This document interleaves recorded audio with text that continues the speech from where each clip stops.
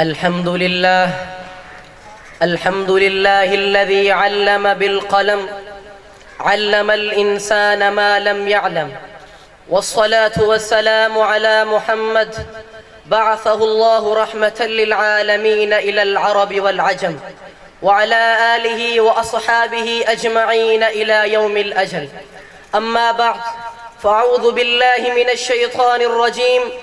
بسم الله الرحمن الرحيم. هو الذي بعث في الأميين رسولا منهم يتلو عليهم آياته ويزكيهم ويعلمهم الكتاب والحكمة. وقال رسول الله صلى الله عليه وسلم: يحمل هذا العلم من كل خلف عدوله، ينفون عنه تحريف الغالين وانتحال المبطلين وتأويل الجاهلين، أو كما قال عليه السلام: صدق الله وصدق رسوله النبي الكريم. إلى نصراء ملتنا الفخام، إلى علماء شرعتنا العظام، سلام إلهنا أبدا عليكم، أيا كبراء يا سرج الظلام، أيا شرفاء يا عمد الحياة، بكم عرف الحلال من الحرام.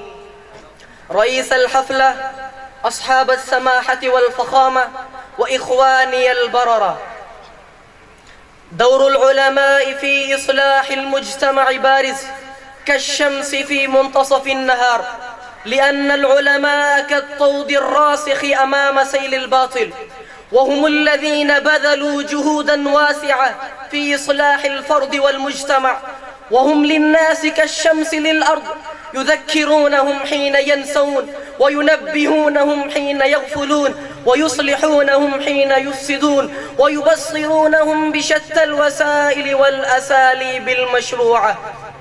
أحبتي في الله، إن العلماء لهم دور فعال في بناء المجتمع الإسلامي المثالي، ولهم فعال حميدة في ترويج العلوم الإسلامية، ولهم جهود مثالية في إزالة الأوهام والخزعبلات، ولهم أثر بليغ في إقلاع العقائد الرذيلة، ولهم نفوذ عميق في كشف الستار عن الأباطيل والتقاليد، ولهم سيادة دينية في صناعة الجمعية الإسلامية في الدين حتى ثبتت بهم أقدام الأمة، وهم محذرون من مكائد الشيطان ومرشدون إلى الطريق المستقيم لا غضاضة.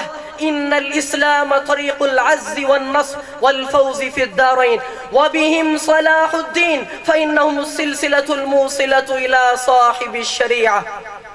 يا أشبال الإسلام، لما أمعنت النظر في تاريخ الأمة المحمدية، وقد دون أئمتها الفقه الإسلامي على منهج الأصول الأربع لتعليم الناس ولاستنبات في المسائل المستجدة ولحل القضايا المعقدة، وشرع العلماء السلاسل الأربع لتزكية نفوس المجتمع وعلاجهم الروحانية، وريثما رغب المسلمون عن التعليمات الإسلامية وكاد أن تنتهي تباشير الحضارة الإسلامية في الهند، وضع العلماء حجر دار العلوم دوبا لنشر العلوم الإسلامية، وكذلك التفتوا إلى تصانيف الكتب الإسلامية عند حاجة الأمة. ولما تكاسل المسلمون في أحكام الله ورسوله وغلبت عليهم آثار الهنود وتزحزحوا عن الدين الحنيف، فحينئذ قام العلماء بالدعوة والتبليغ بين الناس،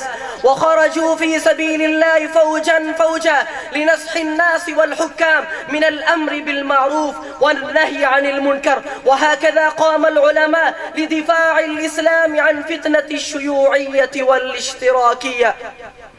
أيها السادة الكرام، هذا دور العلماء في إصلاح المجتمع وإرشادهم، فدورهم يزداد أهمية وأثرا بليغا في حياة الناس وقت الأزمات والشدائد والفتن. لكن يا أسفا على العقول الفاسدة التي تثير الوساوس في قلوب الضعفاء، في الحقيقة إنهم جاهلون عن مكانة العلماء الذين يقاومون الباطل بكل رباطة جأش لأنهم كبنيان مرصوص وهم أهل كفاح ونضال لا نظير لهم في التاريخ الإسلامي. إن تهدموا فالقوم كلهم يتهدم. أيها الإخوة، إليكم أخبارهم نموذجا كما وعتها كتب التاريخ، ولا يزال يذكرهم التاريخ بلسان رطيب بالثناء، وذكرتها بلا ضن وتحرج، خذوها عضا. ما الفضل إلا لأهل العلم إنهم على الهدى لمن استهدى أدلاء، وقيمة المرء ما قد كان يحسنه، والجاهلون لأهل العلم أعداء. أقول قولي هذا والحمد لله رب العالمين. شكرا.